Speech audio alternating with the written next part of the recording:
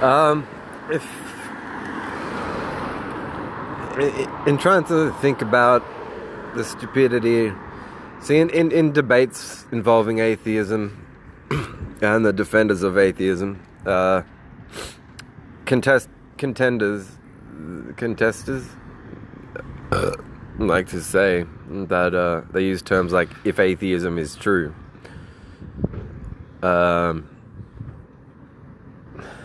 And I guess in a utilitarian sense, it's not proper wording, because only the really anti-theist, strong, positive sense, burden of proof and the onus being on the person making a claim. Essentially, no one got up first saying there is no God. They were religiously educated first, and then detracted to some degree. Now, the standard definition meaning without theism. It's analogous to plants reproduce asexually, and that means that they reproduce without sexuality. Not that the plants are against enemies of sexuality.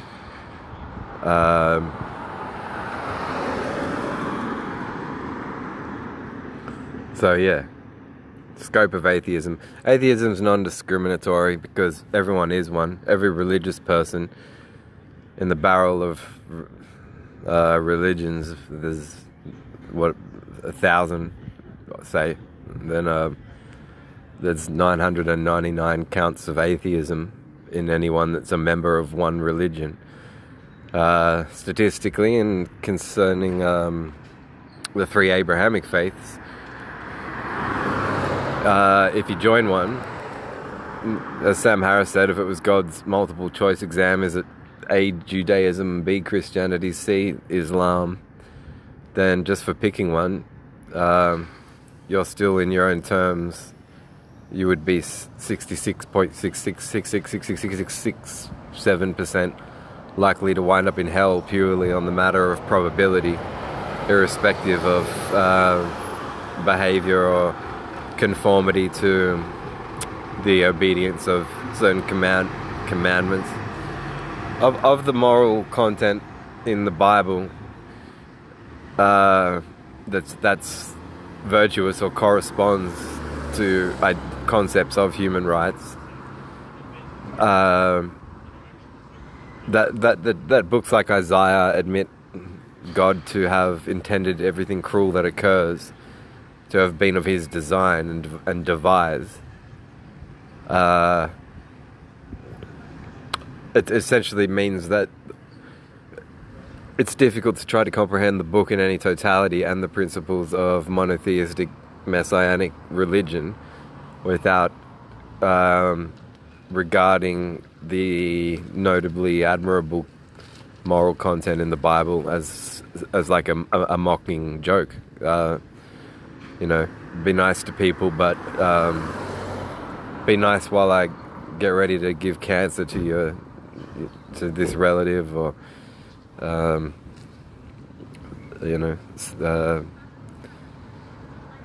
be polite while I create a virus.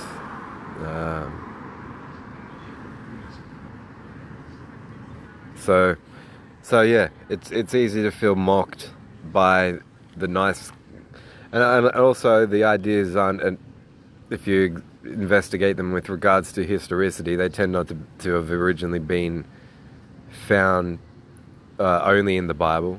The golden rule is in the Analects of Confucius, well prior to the writing of the Bible. So I don't think you can say that there's, unless I was like door knocking. My content on YouTube is there for people to peruse. It's also a bit of a note to self journal for me, because I'm working on a book I've set myself a couple of challenges, mainly been about, can I explain why the repudiation of the Christian religion or of theism in general is of benefit to health and human rights and things like that.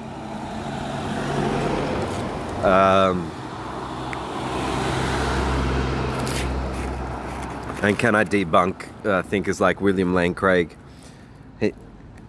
You watch him try and talk about, he tries to defend stories of invasions where there were instructions, kill every man, woman and child in the city, but any virgins you find, keep alive for yourselves.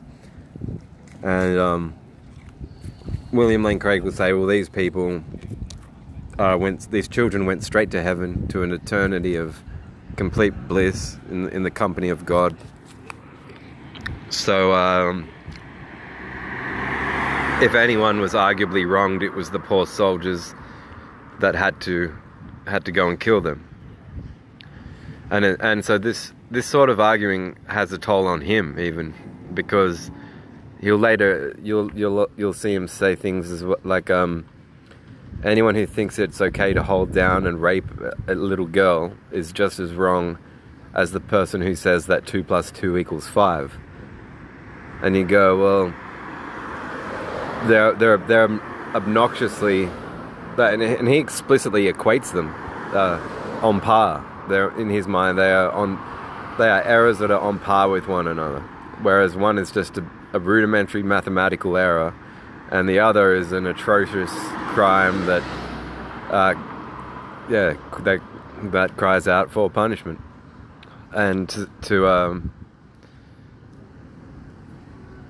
so yeah, it's obnoxious to watch what the price he pays for trying to rationalize his claims.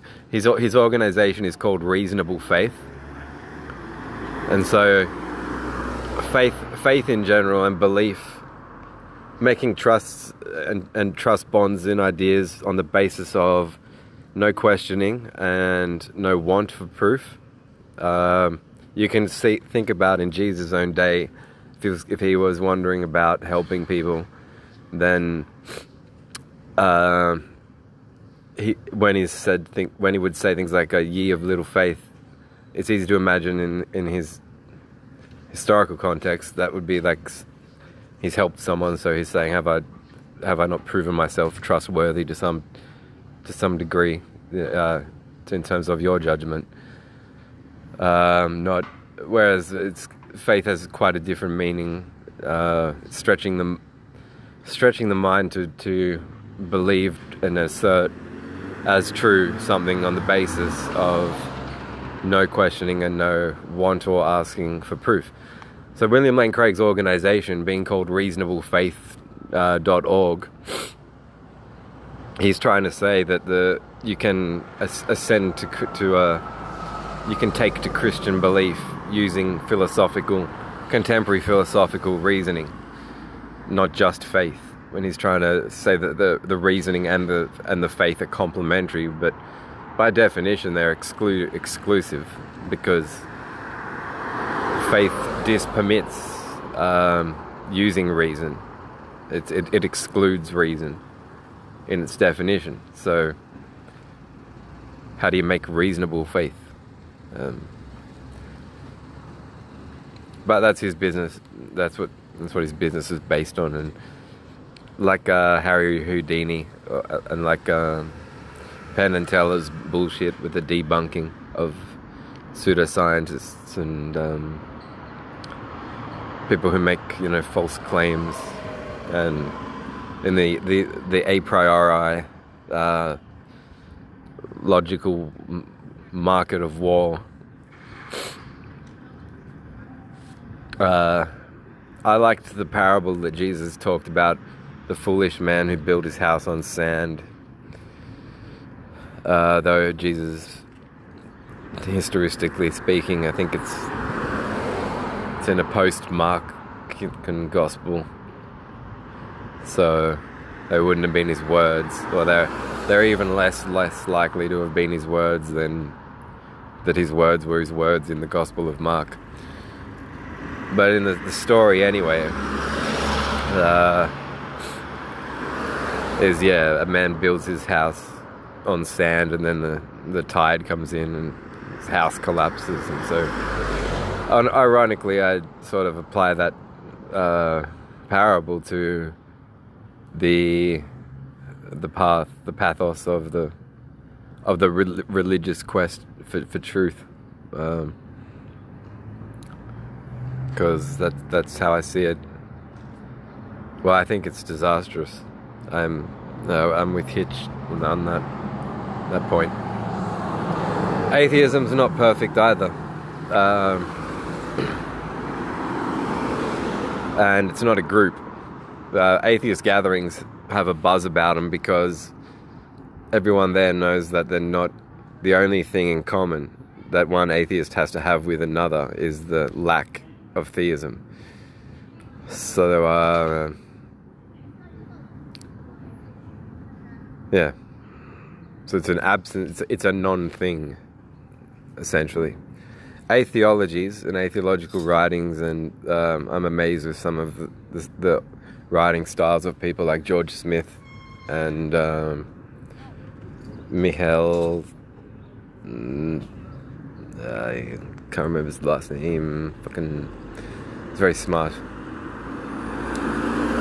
But yeah, positive atheologies write about why being an opponent to God belief is essentially about why and how opposing God belief is of benefit.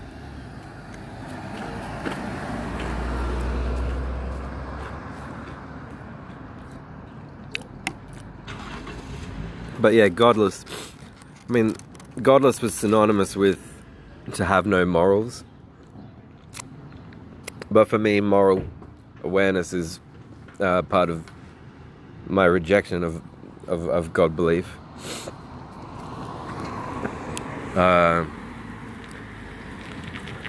And yeah.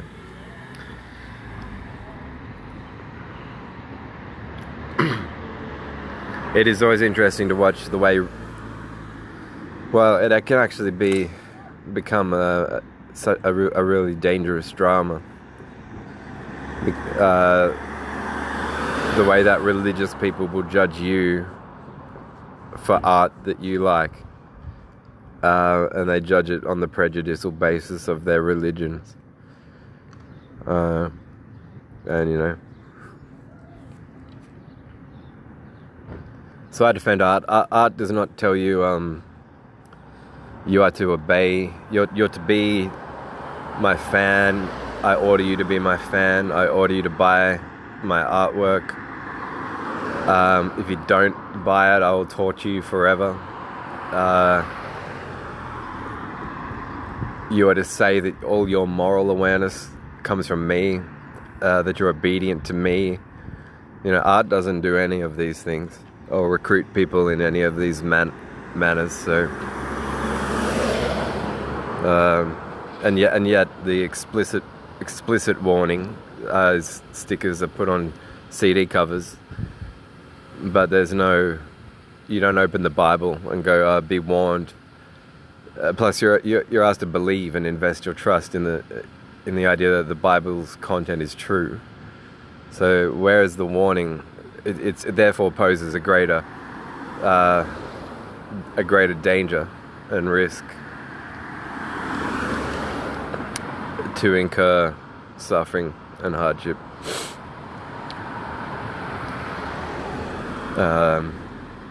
And where are the warnings against it? Warning, you're about to read a story that could not be true without a lot of inbreeding. This book endorses genocide, homicide, infanticide, kidnapping, the conflation of suicide with self-sacrifice, the supernatural embellishment of a gentleman's kidnap and murder, redescribed as of his will and volition, and and a gift on his behalf to make you live forever.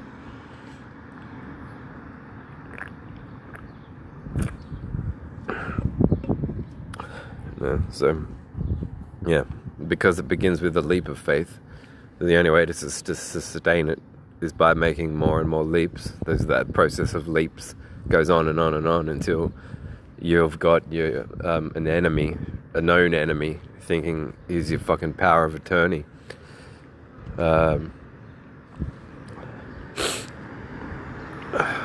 So, yeah. The shuffle. This means this without asking you. We made a profile. You're sick for these reasons. We're not showing you the profile. We'll use ad hominems, invent a name, a diagnosis name, and then do everything we can to circumnavigate your legal rights to contest. So yeah, I think it's. I also think it is selfish and dangerous to interpret art on another person's behalf. The very idea of it entails that you're dispermitting the thinking on behalf of that person. So it's an affront to independence, self-responsibility, and free thinking.